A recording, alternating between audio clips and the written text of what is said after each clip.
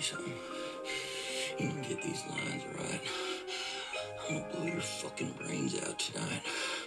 Alright? Your brains are gonna be splattered all over your goddamn pool. I mean it, motherfucker. In this video, I'm going to take a closer look at the character Rick Dalton from the film Once Upon a Time in Hollywood and the ways that he exhibits many signs of weak ego strength.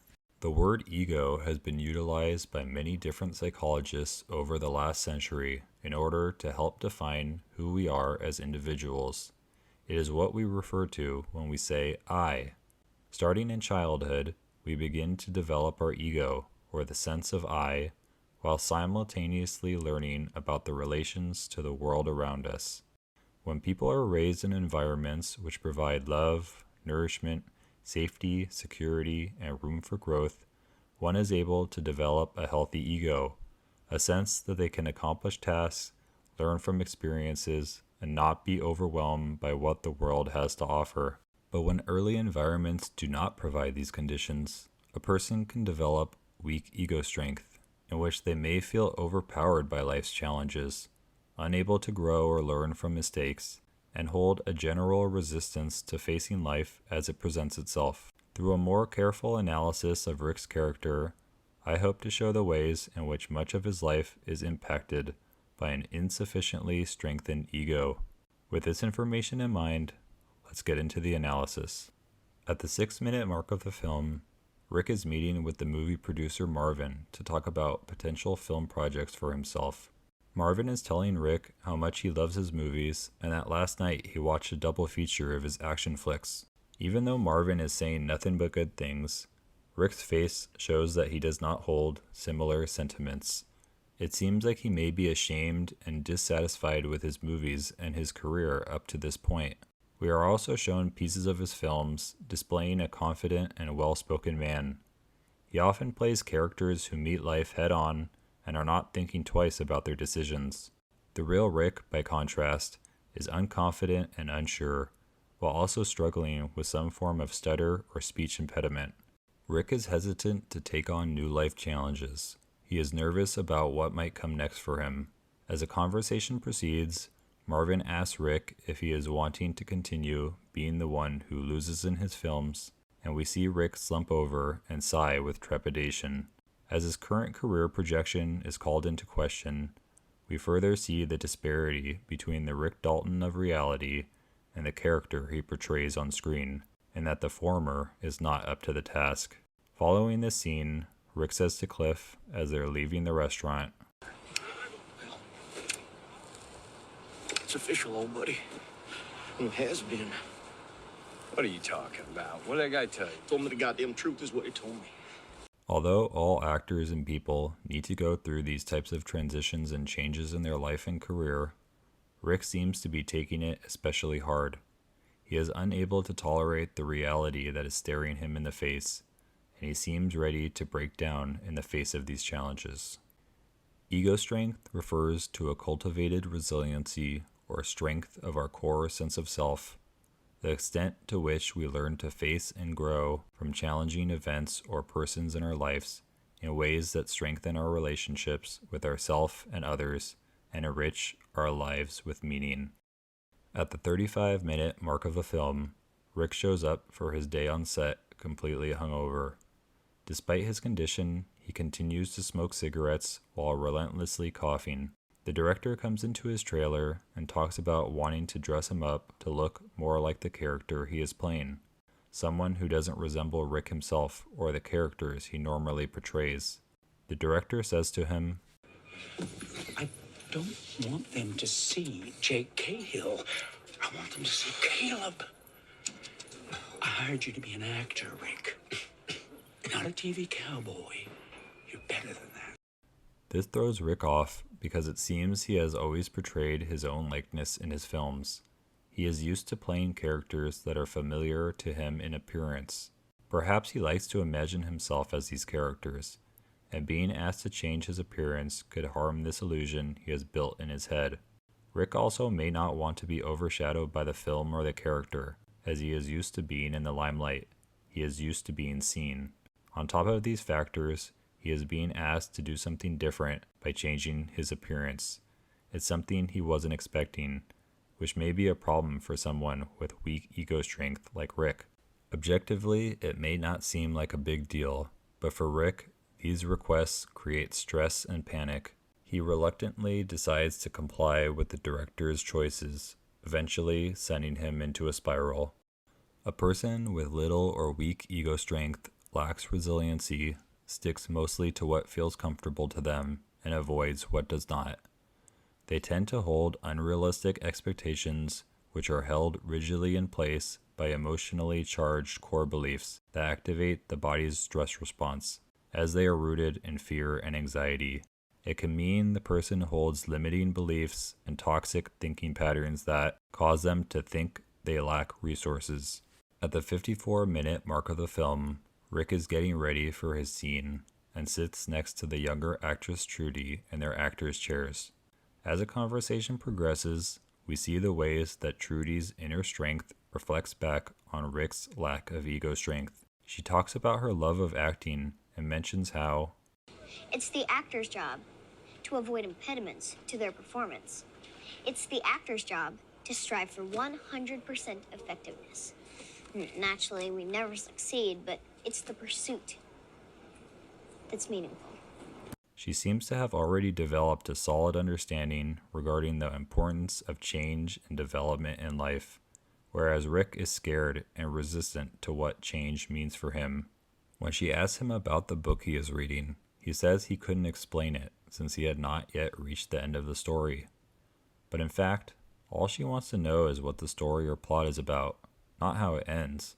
Rick is personalizing things to such a high degree that he is only thinking about the end of the book, since this is all he is focusing on in his own life, as opposed to viewing the book and his life as a whole as an ongoing process. At one point, Rick begins crying as he is out of touch with his inner life, and he seems to be having a hard time understanding the difficult feelings he is experiencing. Trudy then attends to him and is highly sensitive to his needs, telling him it will be okay. It's almost as if she is the adult in the situation, and he is the child who needs reassurance. Rick has spent much of his life failing to gain self-knowledge, or to explore more of what life has to offer. Due to this, it is making it harder for him to confront his current troubles and design a way to improve his circumstances. Learning is impeded when the brain is in protective mode.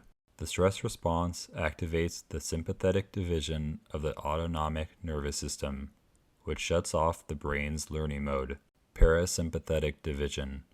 This means the reflective thinking parts of the brain are not operating.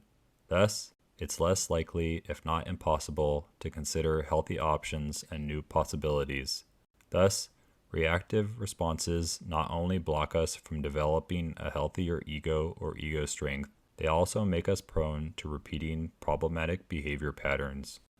At the 1 hour, 3-minute mark of the film, Rick is speaking with James Stacy, another character on the film, and he is asked about the time he was almost cast in The Great Escape. We see how Rick's confidence level goes from low to lower during this conversation. He's someone who is constantly thinking about the what-ifs, and you can tell it is truly painful for him to speak about these near possibilities. This is another good example of how much of his life is spent lived in the past. He's often thinking about what life could have been, about his missed opportunities, as opposed to focusing on what could be, on the things he can control to improve his present and future. At the same point of the film, we see scenes of Sharon Tate as another mirror opposite to Rick's approach to living. She is someone who is completely in the moment of life as it is occurring right now. She is present and mindful and welcoming to everybody. She is embracing what is happening to her, not trying to make things more or less than what they are, and not trying to push too far into the future. Sharon shows a great deal of ego strength in that she is willing to embrace life and all its adversities, unlike Rick's aversion to life's changes. Outward appearances can be deceiving. Paradoxically, the bigger the ego one has, the weaker their ego strength. In turn, the weaker the ego strength, the more rigid the refusal to feel and to process the painful feelings, beliefs, and thoughts that are essential to break free of stuck places which can put life on hold. At the 1 hour, 18-minute mark of the film, Rick has a breakdown in his trailer following a scene in which he made mistakes on several lines of the script. He's yelling at himself and telling himself to get it together. He's treating himself like someone who is not worth a damn. He doesn't like the way his life is going, while also understanding that the choices he is making are not helping his case. The problem is, though, that he is unwilling or unable to make the changes needed. It seems he has spent much of his life not taking his career seriously, as he is in the habit of partying, drinking heavily, and considering his line readings as an afterthought. He's breaking down in this moment as he can't manage the disparity between what he imagines his life to be and what it actually is. Later, when Rick completes his scene successfully and actually does some good acting, he gets praise for his efforts by the director and by the actor Trudy. Although he was just threatening to kill himself and talking about how much of a failure he is, he now feels as if he has been redeemed and that things might not be as bad as he thought. Rick is unable to self-soothe himself or make himself feel better about life, so he needs others to provide him the external validation that will save his ego from the pain it is experiencing. Those with weak ego strength hold unrealistic expectations that others or life should take their pain away, and seek others, activities, or substances that can give them the constant source of comfort and assurance that they believe they need and must have to feel okay about themselves and their life. At the 2 hour, 28-minute mark of the film, we are presented with an excellent example of the way that Cliff had protected Rick during much of their friendship. Cliff not only served as Rick's stunt double by doing stunts for him and protecting Rick's physical well-being, but he also protected Rick's ego in real life by giving him encouragement and taking care of things that Rick could not or would not do for himself. He drove Rick around when he lost his license and fixed his antenna when it was down. Cliff has been serving as another buffer between Rick and the harsh realities of the world. Similarly, in this scene, Cliff is the one who does all the dirty work by killing and maiming the Manson intruders, while Rick lay in the pool listening to his tapes. It's almost as if Rick is an actor on set, relaxing in his trailer and getting ready for his big scene, while the stunt double takes the risks. When one of the intruders runs outside and jumps in the pool, Rick gets his flamethrower and finishes her off.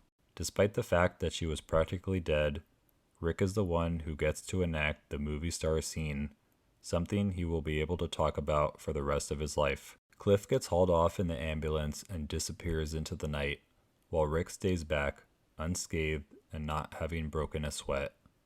Cliff was able to both protect Rick from the reality of the intruders while also giving him another chance to boost his ego, all without intending to do so. An underdeveloped ego strength tends to live and act in defensive ways that are self-perpetuating. This further weakens their capacity to cope with day-to-day challenges.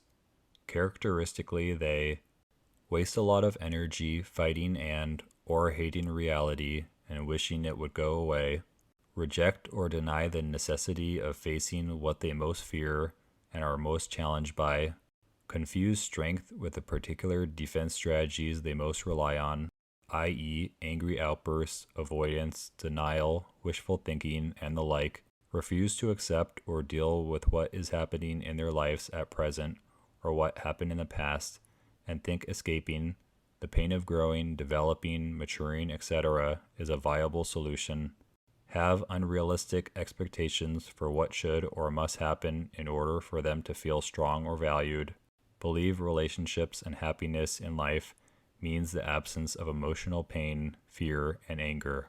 At the 2 hour, 35-minute mark of the film, Rick is outside his house after Cliff has left in the ambulance.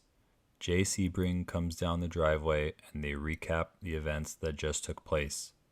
We again see Rick being unsure of himself, lacking confidence in his story and the person he is. Perhaps it's because he knows deep inside that he really didn't do anything to stop the intruders, but he is still somewhat taking credit for the events that transpired.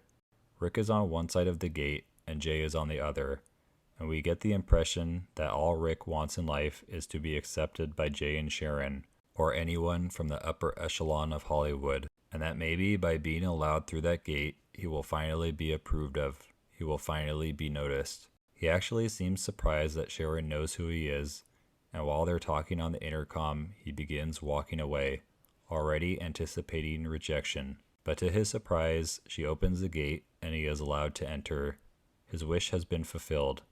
He walks up the driveway, symbolizing an ascent to higher esteem and a boost in his ego. Rick is again able to receive the validation that he so desperately needs to feel good about himself, something he sought out his entire career through the act of making movies. We can expect him to be satisfied with this boost for the time being, until another time comes in his life in which he is faced with hardships that cannot be surmounted by his ever fragile ego. This concludes this video on the psychology of Once Upon a Time in Hollywood. Please watch my other videos on other TV and film characters if you enjoyed this one. Thank you for watching.